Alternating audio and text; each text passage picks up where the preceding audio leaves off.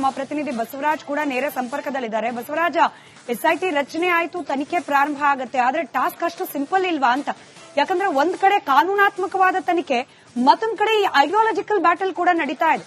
ಇದು ಬೇಕಂತ ಒಂದು ಹಿಂದೂಗಳ ಧಾರ್ಮಿಕ ಕೇಂದ್ರವನ್ನ ಟಾರ್ಗೆಟ್ ಮಾಡಿ ಮಾಡ್ಲಾಗ್ತಾ ಇರುವ ಆರೋಪ ಅಂತ ಹೇಳಿ. ಬಟ್ ಎಸ್ಐಟಿಗೂ ಈ ರೀತಿಯ ಆರೋಪಕ್ಕೂ ಸಂಬಂಧ ಇರೋದಿಲ್ವಾ ಅಂತ ಹೇಳಿ? ಎಸ್ಐಟಿ ಮಾಡಬೇಕಾಗಿರೋದು ಕೇವಲ ಈ ಅನಾಮಧೇಯ ವ್ಯಕ್ತಿ ಮಾಡಿರುವ ಆರೋಪಕ್ಕೆ ಮಾತ್ರನಾ? ಈ ಬೈಫರ್ಗೇಷನ್ ಅಷ್ಟು ಸುಲಭ ಆಗತ್ತಾ ಅಂತ ಹೇಳಿ?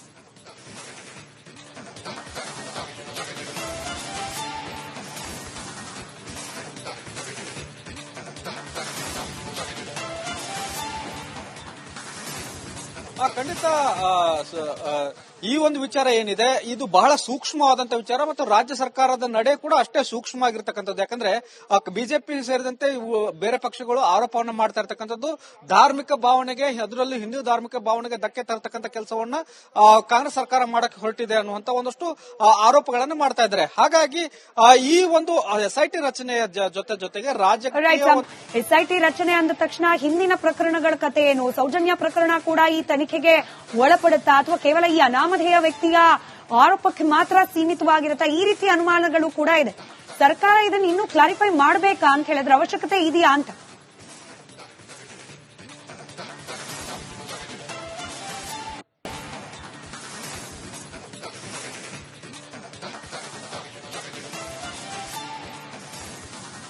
ಖಂಡಿತ ಸ್ಮಿತಾ, ಯಾಕಂದ್ರೆ ಸೂಕ್ಷ್ಮವಾದಂತಹ ಪ್ರಕರಣ, ಸೂಕ್ಷ್ಮವಾದಂತಹ ವಿಚಾರಗಳು. ಯಾಕಂದ್ರೆ ಹೆಣ್ಣು ಮಕ್ಕಳ ವಿಚಾರವಾಗಿ ರಾಜ್ಯ ಸರ್ಕಾರದ ಮೇಲೆ ಸಾಕಷ್ಟು ಆರೋಪಗಳು ಬರ್ತಾ ಇದ್ವು. ಈ ತರಹದ ದುರ್ಘಟನೆಗಳು ನಡೆದಿದೆ ಅನ್ನುವಂತ ಅನುಮಾನಗಳಿದ್ದಾಗೂ ಕೂಡ ಸರ್ಕಾರ ಯಾಕೆ ಎಚ್ಚೆತ್ತುಕೊಳ್ತಿಲ್ಲ ಅನ್ನುವಂತ ಆರೋಪಗಳು ಬಂತು. ಸರ್ಕಾರ ಇಲ್ಲಿವರೆಗೂ ಕೂಡ ಅದನ್ನ ಅಳೆದು ತೂಗಿ ಒಂದಷ್ಟು ನಿರ್ಧಾರ ಮಾಡೋದಕ್ಕೂ ಕೂಡ ಸಮಯ ತೆಗೆದುಕೊಂಡು ಕೊನೆಗೂ ಕೂಡ ಒಂದಷ್ಟು ಒತ್ತಡಕ್ಕೂ ಕೂಡ ಮಣೆದ ಹಾಕಿ ಕಾಣಿಸ್ತಿದೆ. ಮತ್ತು ಈ ಆರೋಪ ಕೂಡ ಮುಂದಿನ ದಿನಗಳಲ್ಲಿ ರಾಜ್ಯ ಸರ್ಕಾರದ ಮೇಲೆ ಬರಬಾರದು ಅನ್ನುವಂಥದ್ದು. ಯಾಕಂದ್ರೆ ಈಗಾಗಲೇ ಒಬ್ಬರು ಸಾಕ್ಷಿ ಹೇಳಕ್ಕೆ ಬಂದಿರತಕ್ಕಂತಹ ಸಂದರ್ಭದಲ್ಲಿ ಇಂತಹ ಪುರಾವೆಗಳು ಸಿಗ್ತಾ ಇರುವಂತಹ ಸಂದರ್ಭದಲ್ಲೂ ಕೂಡ ರಾಜ್ಯ ಸರ್ಕಾರ ಇದನ್ನು ಹಿಂದೇಟ್ ಹಾಕ್ತಾ ಇರ್ತಕ್ಕಂಥದ್ದು ಮತ್ತು ಅದರಲ್ಲೂ ಮಹಿಳಾ ಆಯೋಗ ಎಂಟ್ರಿ ಆಗಿ ಅವರೇ ಶಿಫಾರಸು ಮಾಡಿರ್ತಕ್ಕಂಥದ್ದು. ನೀವು ದಯವಿಟ್ಟು ಇದನ್ನ ತನಿಖೆ ಕೊಡಲೇಬೇಕು ಅನ್ನುವಂತ ಲೆಕ್ಕಾಚಾರದಲ್ಲಿ. ಹಾಗಾಗಿ ರಾಜ್ಯ ಸರ್ಕಾರ ಕಳೆದ ಒಂದು ವಾರದಿಂದ ಈ ಬಗ್ಗೆ ಚಿಂತನೆ ನಡೆಸ್ತಾ ಇತ್ತು. ಆ ಬಳಿಕ ಈಗ ಅಳೆದು ತೂಗಿ ನಿರ್ಧಾರ ಮಾಡಿದೆ. ಇದು ಅಷ್ಟು ಸುಲಭವಾದಂತಹ ವಿಚಾರ ಅಲ್ಲ. ಜೊತೆಗೆ ಧಾರ್ಮಿಕ ಭಾವನೆಗಳು ಕೂಡ ಬೆರೆತುಕೊಂಡಿರೋದ್ರಿಂದ ಮತ್ತು ರಾಜಕೀಯ ಕೂಡ ಇದರಲ್ಲಿ ಮಿಕ್ಸ್ ಆಗಿರೋದ್ರಿಂದ ಜೊತೆಗೆ ಇದು ಸುಮಾರು 40-50 ವರ್ಷಗಳಷ್ಟು ಹಳೆಯ ಕೇಸ್ಗಳು ಇದರಲ್ಲಿ ಬಾಕಿ ಇರೋದ್ರಿಂದ ಅಷ್ಟು ಸುಲಭವಾಗಿ ರಾಜ್ಯ ಸರ್ಕಾರ ಇದನ್ನ ಟ್ಯಾಕಲ್ ಮಾಡುತ್ತೆ ಅನ್ನುವಂಥದ್ದು ಕೂಡ ಆಗಲ್ಲ. ಆದ್ರೂ ಕೂಡ ಒಂದಷ್ಟು ಅನುಮಾನಗಳನ್ನ ಬಗೆಹರಿಸಬೇಕನ್ನುವಂತಾದ್ರೆ ಇದನ್ನ ಎಸ್ಐಟಿ ರಚನೆ ಮಾಡಬೇಕಾದಂತ ಅನಿವಾರ್ಯತೆ ಇತ್ತು. ಅದರ ಜೊತೆಗೆ ಈ ಸೌಜನ್ಯ ಕೇಸ್ ಕೂಡ ಇದರಲ್ಲಿ ಅಡಕ ಆಗಿರೋದ್ರಿಂದ ಎಲ್ಲವನ್ನೂ ಕೂಡ ಬಗೆಹರಿಸಬೇಕನ್ನುವಂತ ಲೆಕ್ಕಾಚಾರದಲ್ಲಿ ಈಗ 4 IPS ಅಧಿಕಾರಿಗಳ ತಂಡ ಏನ್ ರಚನೆ ಆಗಿದೆ, ಇದು ಮುಂದಿನ ದಿನಗಳಲ್ಲಿ ಅವ್ರಿಗೆ ಸಿಗ್ತಿರ್ತಕ್ಕಂಥ ಇನ್ಪುಟ್ಸ್ಗೂ ಮತ್ತು ಅವರು ಮಾಡತಕ್ಕಂಥ ತನಿಖೆ ಆಧಾರದ ಮೇಲೆ ಆ ತನಿಖೆ ಸುಗಮವಾಗಿ ನಡೆದ್ರೆ ಒಂದಷ್ಟು ಸತ್ಯಗಳು ಹೊರಬರುವಂತಹ ಸಾಧ್ಯತೆಗಳಿದಾವೆ. ಅದ್ರ ಹೊರತಾಗಿ ಕೂಡ ರಾಜಕೀಯ ಒತ್ತಡ ಅಂತೂ ಈ ಪ್ರಕರಣದ ಮೇಲೆ ಇದ್ದೇ ಇರುತ್ತೆ. ಈ ಎಲ್ಲಾ ಘಟನೆಗಳ ಮೇಲೆ ಇದನ್ನೆಲ್ಲವನ್ನು ಕೂಡ ಟ್ಯಾಕಲ್ ಮಾಡಿ ಇದನ್ನ ಒಂದಷ್ಟು ನಿಜಾಂಶಗಳನ್ನ ಈಗ ರಚನೆ ಆಗಿರ್ತಕ್ಕಂಥ ಎಸ್ಐಟಿ ತಂಡ ಹೊರತರಬೇಕಾದಂತ ಅನಿವಾರ್ಯತೆ ಎಸ್ಐಟಿ ತಂಡದ ಮೇಲಿದೆ ಮತ್ತು ರಾಜ್ಯ ಸರ್ಕಾರದ ಮೇಲೂ ಕೂಡ ಇದೆ. ಸ್ಮಿತಾ, ಸಂಪರ್ಕದಲ್ಲಿರಿ. ನಮ್ಮ ಪ್ರತಿನಿಧಿ ಬಸವರಾಜ್ ಕೂಡ ನೇರ ಸಂಪರ್ಕದಲ್ಲಿದ್ದಾರೆ. ಬಸವರಾಜ, ಎಸ್ಐಟಿ ರಚನೆ ಆಯ್ತು, ತನಿಖೆ ಪ್ರಾರಂಭ ಆಗುತ್ತೆ, ಆದ್ರೆ ಟಾಸ್ಕ್ ಅಷ್ಟು ಸಿಂಪಲ್ ಇಲ್ವಾ ಅಂತ? ಯಾಕಂದ್ರೆ ಒಂದ್ ಕಡೆ ಕಾನೂನಾತ್ಮಕವಾದ ತನಿಖೆ, ಮತ್ತೊಂದ್ ಕಡೆ ಈ ಐಡಿಯಾಲಜಿಕಲ್ ಬ್ಯಾಟಲ್ ಕೂಡ ನಡೀತಾ ಇದೆ. ಇದು ಬೇಕಂತ ಒಂದು ಹಿಂದೂಗಳ ಧಾರ್ಮಿಕ ಕೇಂದ್ರವನ್ನ ಟಾರ್ಗೆಟ್ ಮಾಡಿ ಮಾಡ್ಲಾಗ್ತಾ ಇರುವ ಆರೋಪ ಅಂತ ಹೇಳಿ. ಬಟ್ ಎಸ್ಐಟಿಗೂ ಈ ರೀತಿಯ ಆರೋಪಕ್ಕೂ ಸಂಬಂಧ ಇರೋದಿಲ್ವಾ ಅಂತ ಹೇಳಿ? ಎಸ್ಐಟಿ ಮಾಡಬೇಕಾಗಿರೋದು ಕೇವಲ ಈ ಅನಾಮಧೇಯ ವ್ಯಕ್ತಿ ಮಾಡಿರುವ ಆರೋಪಕ್ಕೆ ಮಾತ್ರನಾ? ಈ ಬೈಫರ್ಗೇಷನ್ ಅಷ್ಟು ಸುಲಭ ಆಗತ್ತಾ ಅಂತ ಹೇಳಿ?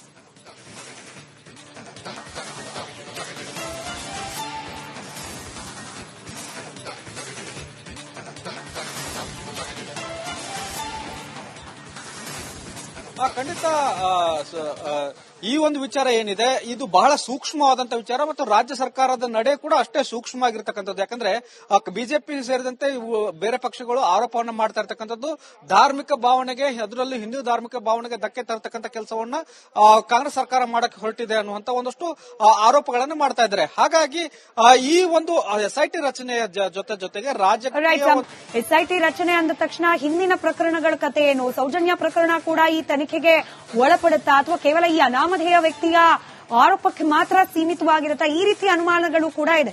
ಸರ್ಕಾರ ಇದನ್ನು ಇನ್ನೂ ಕ್ಲಾರಿಫೈ ಮಾಡಬೇಕಾ ಅಂತ ಹೇಳಿದ್ರೆ ಅವಶ್ಯಕತೆ ಇದೆಯಾ ಅಂತ?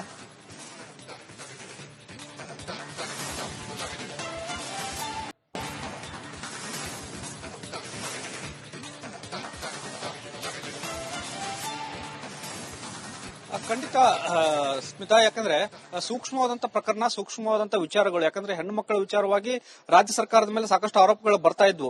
ಈ ತರಹದ ದುರ್ಘಟನೆಗಳು ನಡೆದಿದೆ ಅನ್ನುವಂತ ಅನುಮಾನಗಳಿದ್ದಾಗೂ ಕೂಡ ಸರ್ಕಾರ ಯಾಕೆ ಎಚ್ಚೆತ್ತುಕೊಳ್ತಿಲ್ಲ ಅನ್ನುವಂತ ಆರೋಪಗಳು ಬಂತು. ಸರ್ಕಾರ ಇಲ್ಲಿವರೆಗೂ ಕೂಡ ಅದನ್ನ ಅಳೆದು ತೂಗಿ ಒಂದಷ್ಟು ನಿರ್ಧಾರ ಮಾಡೋದಕ್ಕೂ ಕೂಡ ಸಮಯ ತೆಗೆದುಕೊಂಡು ಕೊನೆಗೂ ಕೂಡ ಒಂದಷ್ಟು ಒತ್ತಡಕ್ಕೂ ಕೂಡ ಮಣೆದ ಹಾಕಿ ಕಾಣಿಸ್ತಿದೆ. ಮತ್ತು ಈ ಆರೋಪ ಕೂಡ ಮುಂದಿನ ದಿನಗಳಲ್ಲಿ ರಾಜ್ಯ ಸರ್ಕಾರದ ಮೇಲೆ ಬರಬಾರದು ಅನ್ನುವಂಥದ್ದು. ಯಾಕಂದ್ರೆ ಈಗಾಗಲೇ ಒಬ್ಬರು ಸಾಕ್ಷಿ ಹೇಳಕ್ಕೆ ಬಂದಿರತಕ್ಕಂತಹ ಸಂದರ್ಭದಲ್ಲಿ ಇಂತಹ ಪುರಾವೆಗಳು ಸಿಗ್ತಾ ಇರುವಂತಹ ಸಂದರ್ಭದಲ್ಲೂ ಕೂಡ ರಾಜ್ಯ ಸರ್ಕಾರ ಇದನ್ನು ಹಿಂದೇಟ್ ಹಾಕ್ತಾ ಇರ್ತಕ್ಕಂಥದ್ದು ಮತ್ತು ಅದರಲ್ಲೂ ಮಹಿಳಾ ಆಯೋಗ ಎಂಟ್ರಿ ಆಗಿ ಅವರೇ ಶಿಫಾರಸು ಮಾಡಿರ್ತಕ್ಕಂಥದ್ದು. ನೀವು ದಯವಿಟ್ಟು ಇದನ್ನ ತನಿಖೆ ಕೊಡಲೇಬೇಕು ಅನ್ನುವಂತ ಲೆಕ್ಕಾಚಾರದಲ್ಲಿ. ಹಾಗಾಗಿ ರಾಜ್ಯ ಸರ್ಕಾರ ಕಳೆದ ಒಂದು ವಾರದಿಂದ ಈ ಬಗ್ಗೆ ಚಿಂತನೆ ನಡೆಸ್ತಾ ಇತ್ತು. ಆ ಬಳಿಕ ಈಗ ಅಳೆದು ತೂಗಿ ನಿರ್ಧಾರ ಮಾಡಿದೆ. ಇದು ಅಷ್ಟು ಸುಲಭವಾದಂತಹ ವಿಚಾರ ಅಲ್ಲ. ಜೊತೆಗೆ ಧಾರ್ಮಿಕ ಭಾವನೆಗಳು ಕೂಡ ಬೆರೆತುಕೊಂಡಿರೋದ್ರಿಂದ ಮತ್ತು ರಾಜಕೀಯ ಕೂಡ ಇದರಲ್ಲಿ ಮಿಕ್ಸ್ ಆಗಿರೋದ್ರಿಂದ ಜೊತೆಗೆ ಇದು ಸುಮಾರು 40-50 ವರ್ಷಗಳಷ್ಟು ಹಳೆಯ ಕೇಸ್ಗಳು ಇದರಲ್ಲಿ ಬಾಕಿ ಇರೋದ್ರಿಂದ ಅಷ್ಟು ಸುಲಭವಾಗಿ ರಾಜ್ಯ ಸರ್ಕಾರ ಇದನ್ನ ಟ್ಯಾಕಲ್ ಮಾಡುತ್ತೆ ಅನ್ನುವಂಥದ್ದು ಕೂಡ ಆಗಲ್ಲ. ಆದ್ರೂ ಕೂಡ ಒಂದಷ್ಟು ಅನುಮಾನಗಳನ್ನ ಬಗೆಹರಿಸಬೇಕನ್ನುವಂತಾದ್ರೆ ಇದನ್ನ SIT ರಚನೆ ಮಾಡಬೇಕಾದಂತ ಅನಿವಾರ್ಯತೆ ಇತ್ತು. ಅದರ ಜೊತೆಗೆ ಈ ಸೌಜನ್ಯ ಕೇಸ್ ಕೂಡ ಇದರಲ್ಲಿ ಅಡಕ ಆಗಿರೋದ್ರಿಂದ ಎಲ್ಲವನ್ನೂ ಕೂಡ ಬಗೆಹರಿಸಬೇಕನ್ನುವಂತ ಲೆಕ್ಕಾಚಾರದಲ್ಲಿ ಈಗ 4 IPS ಅಧಿಕಾರಿಗಳ ತಂಡ ಏನ್ ರಚನೆ ಆಗಿದೆ, ಇದು ಮುಂದಿನ ದಿನಗಳಲ್ಲಿ ಅವ್ರಿಗೆ ಸಿಗ್ತಿರ್ತಕ್ಕಂಥ ಇನ್ಪುಟ್ಸ್ಗೂ ಮತ್ತು ಅವರು ಮಾಡತಕ್ಕಂಥ ತನಿಖೆ ಆಧಾರದ ಮೇಲೆ ಆ ತನಿಖೆ ಸುಗಮವಾಗಿ ನಡೆದ್ರೆ ಒಂದಷ್ಟು ಸತ್ಯಗಳು ಹೊರಬರುವಂತ ಸಾಧ್ಯತೆಗಳಿದಾವೆ. ಅದ್ರ ಹೊರತಾಗಿ ಕೂಡ ರಾಜಕೀಯ ಒತ್ತಡಂತೂ ಈ ಪ್ರಕರಣದ ಮೇಲೆ ಇದ್ದೇ ಇರುತ್ತೆ. ಈ ಎಲ್ಲಾ ಘಟನೆಗಳ ಮೇಲೆ ಇದನ್ನೆಲ್ಲವನ್ನು ಕೂಡ ಟ್ಯಾಕಲ್ ಮಾಡಿ ಇದನ್ನ ಒಂದಷ್ಟು ನಿಜಾಂಶಗಳನ್ನ ಈಗ ರಚನೆ ಆಗಿರ್ತಕ್ಕಂಥ SIT ತಂಡ ಹೊರತರಬೇಕಾದಂತ ಅನಿವಾರ್ಯತೆ SIT ತಂಡದ ಮೇಲಿದೆ ಮತ್ತು ರಾಜ್ಯ ಸರ್ಕಾರದ ಮೇಲೂ ಕೂಡ ಇದೆ. ಸ್ಮಿತಾ, ರೈಟ್, ಸಂಪರ್ಕದಲ್ಲಿರಿ. ನಮ್ಮ ಪ್ರತಿನಿಧಿ ಬಸವರಾಜ್ ಕೂಡ ನೇರ ಸಂಪರ್ಕದಲ್ಲಿದ್ದಾರೆ. ಬಸವರಾಜ, SIT ರಚನೆ ಆಯ್ತು, ತನಿಖೆ ಪ್ರಾರಂಭ ಆಗುತ್ತೆ, ಆದ್ರೆ ಟಾಸ್ಕ್ ಅಷ್ಟು ಸಿಂಪಲ್ ಇಲ್ವಾ ಅಂತ? ಯಾಕಂದ್ರೆ ಒಂದ್ ಕಡೆ ಕಾನೂನಾತ್ಮಕವಾದ ತನಿಖೆ, ಮತ್ತೊಂದ್ ಕಡೆ ಈ ಐಡಿಯಾಲಜಿಕಲ್ ಬ್ಯಾಟಲ್ ಕೂಡ ನಡೀತಾ ಇದೆ. ಇದು ಬೇಕಂತ ಒಂದು ಹಿಂದೂಗಳ ಧಾರ್ಮಿಕ ಕೇಂದ್ರವನ್ನ ಟಾರ್ಗೆಟ್ ಮಾಡಿ ಮಾಡ್ಲಾಗ್ತಾ ಇರುವ ಆರೋಪ ಅಂತ ಹೇಳಿ.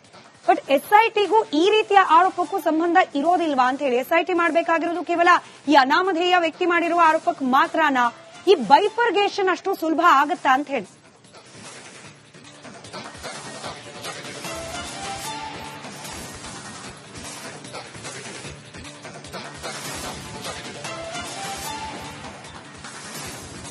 ಖಂಡಿತ ಈ ಒಂದು ವಿಚಾರ ಏನಿದೆ ಇದು ಬಹಳ ಸೂಕ್ಷ್ಮವಾದಂತ ವಿಚಾರ ಮತ್ತು ರಾಜ್ಯ ಸರ್ಕಾರದ ನಡೆ ಕೂಡ ಅಷ್ಟೇ ಸೂಕ್ಷ್ಮವಾಗಿರ್ತಕ್ಕಂಥದ್ದು. ಯಾಕಂದ್ರೆ ಬಿಜೆಪಿ ಸೇರಿದಂತೆ ಬೇರೆ ಪಕ್ಷಗಳು ಆರೋಪವನ್ನು ಮಾಡ್ತಾ ಇರ್ತಕ್ಕಂಥದ್ದು ಧಾರ್ಮಿಕ ಭಾವನೆಗೆ, ಅದರಲ್ಲಿ ಹಿಂದೂ ಧಾರ್ಮಿಕ ಭಾವನೆಗೆ ಧಕ್ಕೆ ತರತಕ್ಕಂಥ ಕೆಲಸವನ್ನ ಕಾಂಗ್ರೆಸ್ ಸರ್ಕಾರ ಮಾಡಕ್ಕೆ ಹೊರಟಿದೆ ಅನ್ನುವಂತ ಒಂದಷ್ಟು ಆರೋಪಗಳನ್ನು ಮಾಡ್ತಾ ಇದ್ದಾರೆ. ಹಾಗಾಗಿ ಈ ಒಂದು SIT ರಚನೆಯ ಜೊತೆಗೆ SIT ರಚನೆ ಅಂದ ತಕ್ಷಣ ಹಿಂದಿನ ಪ್ರಕರಣಗಳ ಕತೆ ಏನು? ಸೌಜನ್ಯ ಪ್ರಕರಣ ಕೂಡ ಈ ತನಿಖೆಗೆ ಒಳಪಡುತ್ತಾ ಅಥವಾ ಕೇವಲ ಈ ಅನಾಮಧೇಯ ವ್ಯಕ್ತಿಯ ಆರೋಪಕ್ಕೆ ಮಾತ್ರ ಸೀಮಿತವಾಗಿರುತ್ತಾ? ಈ ರೀತಿಯ ಅನುಮಾನಗಳು ಕೂಡ ಇದೆ. ಸರ್ಕಾರ ಇದನ್ನು ಇನ್ನೂ ಕ್ಲಾರಿಫೈ ಮಾಡಬೇಕಾ ಅಂತ ಹೇಳಿದ್ರೆ ಅವಶ್ಯಕತೆ ಇದೆಯಾ ಅಂತ?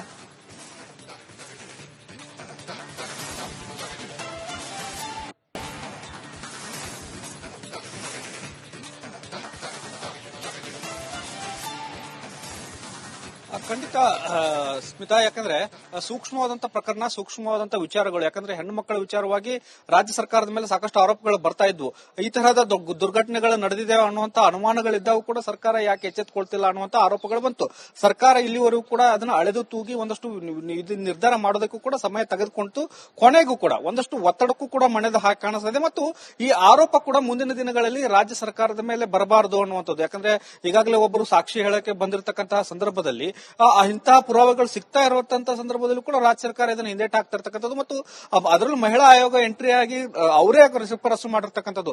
ನೀವು ದಯವಿಟ್ಟು ಇದನ್ನ ತನಿಖೆ ಕೊಡಲೇಬೇಕು ಅನ್ನುವಂತ ಲೆಕ್ಕಾಚಾರದಲ್ಲಿ. ಹಾಗಾಗಿ ರಾಜ್ಯ ಸರ್ಕಾರ ಕಳೆದ ಒಂದು ವಾರದಿಂದ ಈ ಬಗ್ಗೆ ಚಿಂತನೆ ನಡೆಸ್ತಾ ಇತ್ತು. ಆ ಬಳಿಕ ಈಗ ಅಳೆದು ತೂಗಿ ನಿರ್ಧಾರ ಮಾಡಿದೆ. ಇದು ಅಷ್ಟು ಸುಲಭವಾದಂತ ವಿಚಾರ ಅಲ್ಲ. ಜೊತೆಗೆ ಧಾರ್ಮಿಕ ಭಾವನೆಗಳು ಕೂಡ ಬೆರೆತುಕೊಂಡಿರೋದ್ರಿಂದ ಮತ್ತು ರಾಜಕೀಯ ಕೂಡ ಇದರಲ್ಲಿ ಮಿಕ್ಸ್ ಆಗಿರೋದ್ರಿಂದ ಜೊತೆಗೆ ಇದು ಸುಮಾರು 40-50 ವರ್ಷಗಳಷ್ಟು ಹಳೆಯ ಕೇಸ್ಗಳು ಇದರಲ್ಲಿ ಬಾಕಿ ಇರೋದ್ರಿಂದ ಅಷ್ಟು ಸುಲಭವಾಗಿ ರಾಜ್ಯ ಸರ್ಕಾರ ಇದನ್ನ ಟ್ಯಾಕಲ್ ಮಾಡುತ್ತೆ ಅನ್ನುವಂಥದ್ದು ಕೂಡ ಆಗಲ್ಲ. ಆದ್ರೂ ಕೂಡ ಒಂದಷ್ಟು ಅನುಮಾನಗಳನ್ನ ಬಗೆಹರಿಸಬೇಕನ್ನುವಂತಾದ್ರೆ ಇದನ್ನ SIT ರಚನೆ ಮಾಡಬೇಕಾದಂತ ಅನಿವಾರ್ಯತೆ ಇತ್ತು. ಅದರ ಜೊತೆಗೆ ಈ ಸೌಜನ್ಯ ಕೇಸ್ ಕೂಡ ಇದರಲ್ಲಿ ಅಡಕ ಆಗಿರೋದ್ರಿಂದ ಎಲ್ಲವನ್ನೂ ಕೂಡ ಬಗೆಹರಿಸಬೇಕನ್ನುವಂತ ಲೆಕ್ಕಾಚಾರದಲ್ಲಿ ಈಗ 4 IPS ಅಧಿಕಾರಿಗಳ ತಂಡ ಏನ್ ರಚನೆ ಆಗಿದೆ, ಇದು ಮುಂದಿನ ದಿನಗಳಲ್ಲಿ ಅವ್ರಿಗೆ ಸಿಗ್ತಿರ್ತಕ್ಕಂಥ ಇನ್ಪುಟ್ಸ್ಗೂ ಮತ್ತು ಅವರು ಮಾಡತಕ್ಕಂಥ ತನಿಖೆ ಆಧಾರದ ಮೇಲೆ ಆ ತನಿಖೆ ಸುಗಮವಾಗಿ ನಡೆದ್ರೆ ಒಂದಷ್ಟು ಸತ್ಯಗಳು ಹೊರಬರುವ ಬರುವಂತ ಸಾಧ್ಯತೆಗಳಿದಾವೆ. ಅದ್ರ ಹೊರತಾಗಿ ಕೂಡ ರಾಜಕೀಯ ಒತ್ತಡ ಅಂತೂ ಈ ಪ್ರಕರಣದ ಮೇಲೆ ಇದ್ದೇ ಇರುತ್ತೆ. ಈ ಎಲ್ಲಾ ಘಟನೆಗಳ ಮೇಲೆ ಇದನ್ನೆಲ್ಲವನ್ನು ಕೂಡ ಟ್ಯಾಕಲ್ ಮಾಡಿ ಇದನ್ನ ಒಂದಷ್ಟು ನಿಜಾಂಶಗಳನ್ನ ಈಗ ರಚನೆ ಆಗಿರ್ತಕ್ಕಂಥ ಎಸ್ಐಟಿ ತಂಡ ಹೊರತರಬೇಕಾದಂತ ಅನಿವಾರ್ಯತೆ ಎಸ್ಐಟಿ ತಂಡದ ಮೇಲಿದೆ ಮತ್ತು ರಾಜ್ಯ ಸರ್ಕಾರದ ಮೇಲೂ ಕೂಡ ಇದೆ. ಸ್ಮಿತಾ, ರೈಟ್, ಸಂಪರ್ಕದಲ್ಲಿರಿ.